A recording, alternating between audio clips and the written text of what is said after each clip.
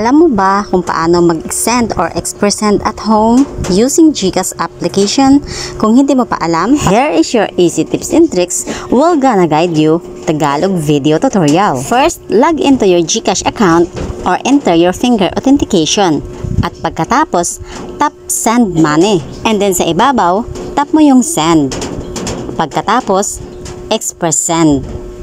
Tap mo lang yan. Tips ko sa inyo, just make it sure na naka-fully verify yung number na papadala natin ng GCash para hindi tayo magkaroon ng problema. Pagkatapos mong ilagay ang 11-digit number o yung kanyang cellphone number, dyan sa baba may amount pong nakalagay, so nakadepende po sa inyo kung magkano po yung inyong ipapadala sa inyong recipient person. Pagkatapos, tap mo yung next. At pagkatapos, tap mo yung next at ito na po yung lalabas sa inyong screen. Makikita mo yung full details, name, amount, and reference number. And kung gusto mong i-check ang transaction, tap transaction. Makikita mo pa rin yung full details dito or tap your inbox. Pagkatapos, same process. Lahat po ng details makikita nyo dito. At dito sa ating kabilang phone, paano naman natin malalaman kung na-receive na natin yung GCash amount na pinadala sa atin?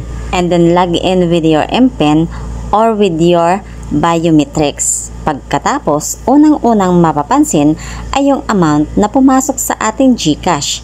Ayan, ganyan. Or, tap mo yung transaction history mo, makikita mo dito with your reference number. So, syempre, dapat hihingiin po natin yung reference number ng taong nag-send sa atin. Or, dito sa ating inbox, makikita din po natin yung transaction dito. Kuha. Nakatulong ba sa yung tutorial nito? At kung oo, please don't forget to hit like, subscribe, and share na rin sa ating video. Bye!